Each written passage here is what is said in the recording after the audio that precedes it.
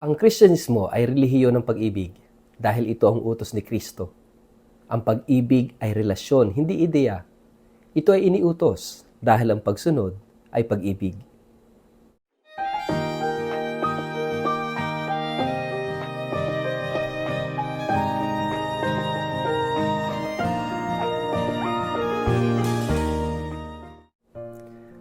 Ang mabuting balita ng Panginoon ayon kay San Juan. Kung paanong iniibig ako ng Ama, gayon din naman iniibig ko kayo.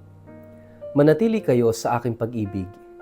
Kung tinutupad ninyo ang aking mga utos, mananatili kayo sa aking pag-ibig. Kung paanong tinupad ko ang mga utos ng aking Ama, at ako'y nananatili sa kanyang pag-ibig, sinasabi ko sa inyo ang mga bagay na ito upang mapa sa inyo ang kagalakan ko, at nang sa gayon ay malubos ang inyong kagalakan.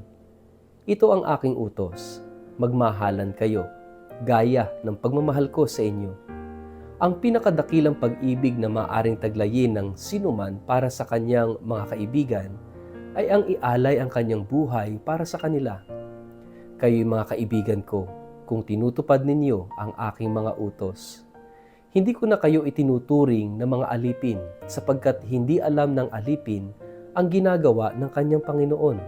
Sa halip, itinuring ko kayong mga kaibigan sapagkat sinabi ko sa inyo ang lahat ng narinig ko sa aking Ama. Hindi kayo ang pumili sa akin, ako ang pumili sa inyo. Hinirang ko kayo upang kayo'y humayo at magbunga at manatili ang inyong bunga. Sa gayon, ang anumang hingin ninyo sa Ama sa aking pangalan ay ibibigay sa inyo. Ito nga ang utos ko sa inyo, magmahalan kayo. Ang mabuting balita ng Panginoon.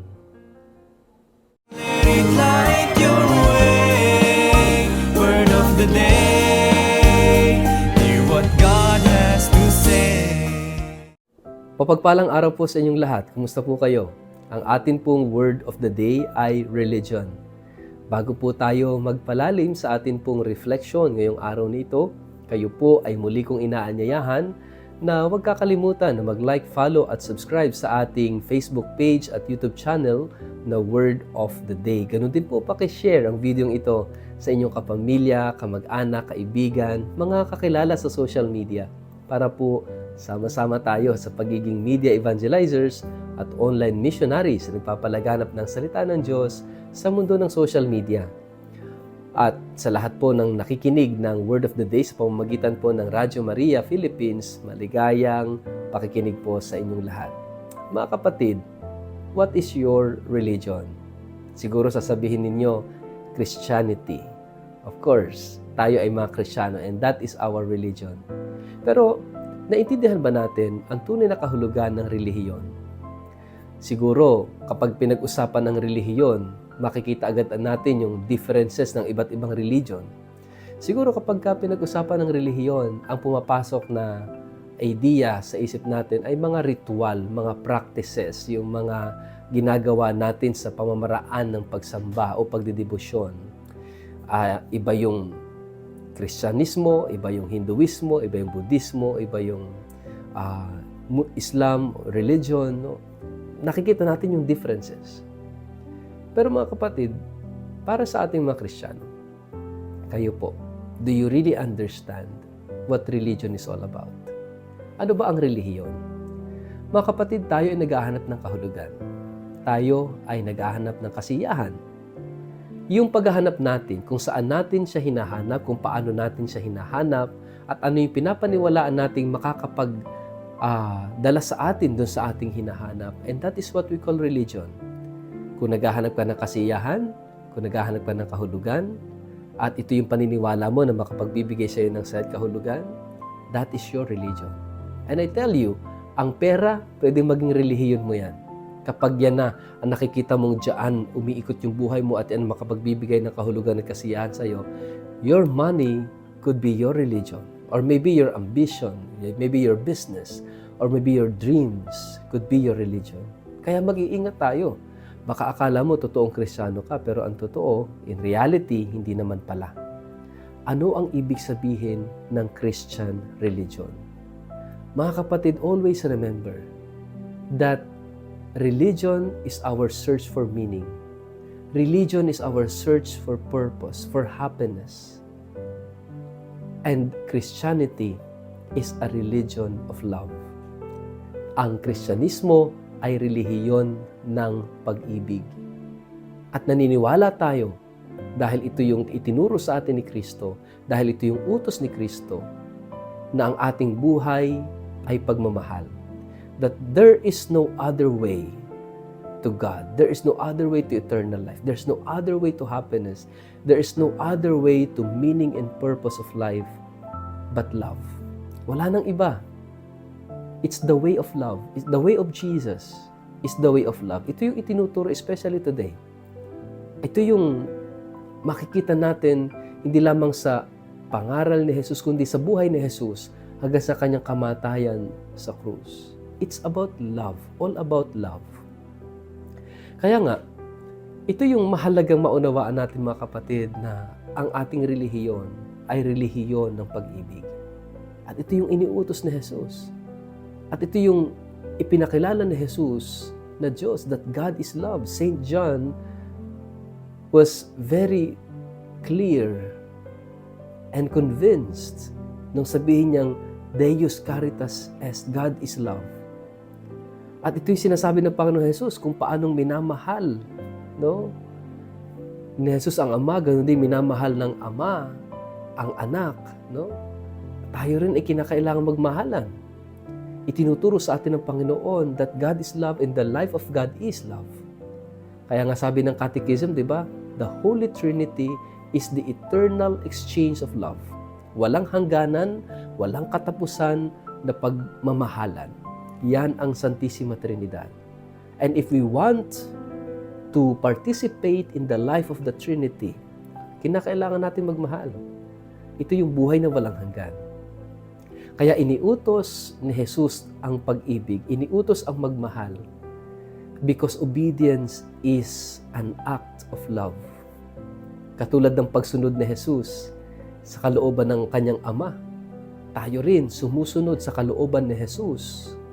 Dahil yung ating pagsunod ay pagpapakita at pagpapamalas ng ating pagmamahal. Mga kapatid, love is relational. Ang pag-ibig ay hindi isang ideya. Ang pag-ibig ay nagiging konkreto sa relasyon. At kapag ka may relasyon, kinakailangan kapag mahal mo, alam niyo po, ito yung magandang halimbawa, yung ugnayan sa pamilya ng mag-asawa. Naalala ko, nung ako'y bata, nakikita ko yung buhay ng magulang ko, no? Pagising sa umaga, may isa na sa kanilang magluluto. Yung isa ay mag-iigib ng tubig o kaya ay maglilinis. So, may kanya-kanya na silang ginagawa kahit walang usap-usap. Why? At bakit nila sinusunod ang isa't isa? Bakit nila pinaglilingkuran ng isa't isa? Because of love. Mga kapatid, ang isang anak, bakit sumusunod sa magulang? Dahil takot lang ba o dahil mahal ng anak ang magulang? Ang pagsunod sa utos ng magulang is an act of love. Ganon din yung pagsunod natin sa utos ng Diyos. Sana wag nating tingnan yung religion na set of moral norms lang, no? Na masyadong moralistic, no? Kasi mahalagang makita natin at tingnan natin ang relihiyon sa konteksto ng pag-ibig. Naalala ko ang isang santo na si Saint Ignatius of Loyola. Merong isang awit na gustong-gusto ko. Sabi dun sa kanta, hindi sa langit mong pangako sa akin, ako naaakit na ika'y mahalin. Hindi sa apoy o kahit anong lagim, ako mapipilit nginig kang sambahin. Naaakit ako nang kita'y mamalas. Nakapako sa krus, hinahamak-hamak. Naaakit ako ng iyong katawang may sugat at nang tinanggap mong kamatayat libak. Naaakit ako ng iyong pag-ibig. Kaya't mahal kita kahit walang langit, kahit walang apoy. Ako'y manginginig. Huwag kang mag-alala. Mahal kita. Mga kapatid, napaganda nito, no? Yung bang minsan, bakit gusto mong pumunta sa langit? Bakit gumagawa ka ng mabuti, umiiwas ka sa masama. Kapag ang iyong motivation ay dahil takot kang mapunta sa impyerno, hindi totoo yung pagmamahal mo. Kapag hindi ka gumagawa ng masama, umiiwas ka sa kasalanan, dahil ayaw mong masaktan yung mahal mo, yan yung totoo. Kaya mo bang mahalin ang Diyos, ang katotohanan at kabutihan kahit walang reward na langit o walang punishment na impyerno? Mga kapatid, sana dumating tayo sa ganung punto ng buhay. Bakit ka Kristiyano? Bakit ka nagpapakabuti? Bakit ka nagsisikap magbago?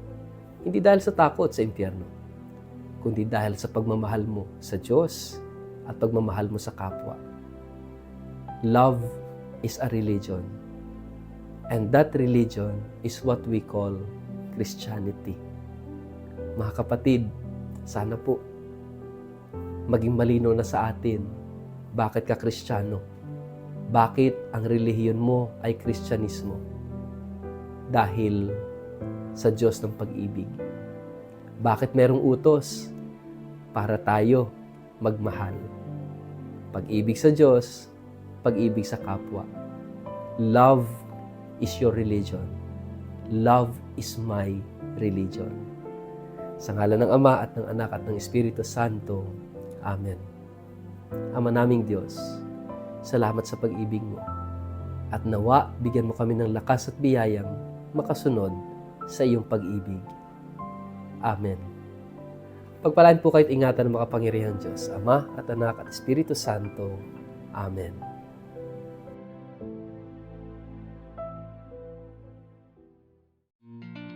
Sa lahat po ng aking mga followers sa Word of the Day, ang ating simbahan ay magdiriwang ng taon ng hubileo sa susunod na taon na tatawaging Jubilee of Hope. Bilang paghahanda po dito, ako po ay nagtakda ng isang espesyal na pilgrimage sa taong ito sa ika-11 hanggang ika-25 ng Oktubre. Maliban sa pagbisita sa mga kilalang syudad sa Europa tulad ng Paris at Lyon sa bansang France, sa Rome, Milan, sa Venice, sa Florence, Pisa at Assisi sa bansang Italia, ang pilgrimage na ito ay may natatanging katangian. Bibisitahin po natin ang ilang mga Marian shrines tulad ng Our Lady of Miraculous Medal at ang Our Lady of La Salette sa France. Gayon din, ang Holy Face of Jesus of Manopello at ang Eucharistic Miracle sa Lanciano, Italy ay atin ring mabibisita. Hindi lang po iyon, magkakaroon din po tayo ng pagkakataong makita ang mga incorrupt bodies ng mga santo tulad ni na Saint Padre Pio, Saint Catherine Labouré, Saint Vincent de Paul, Saint Bernadette Soubirous, Saint John Vianney, Saint John Bosco, Saint Clare of Assisi, Saint Lucy at marami pang iba. Magkakaroon din tayo ng pagkakataong mabisita ang 4 na basilika sa Roma at ang ilang mga historical at itinuturing na wonders of the world tulad ng Eiffel Tower, Leaning Tower of Pisa, ang Colosseum at marami pang iba. Kung kayo po ay interesadong makasama ako sa espesyal na pilgrimage na ito, maaari po kayong tumawag o mag-text o mag-email sa mga sumusunod na contact details na nakikita nyo sa screen. First come, first serve basis lamang po ito. Kaya kung kayo interesado, huwag kayong mag-atubiling mag-contact sa amin. Maraming salamat po.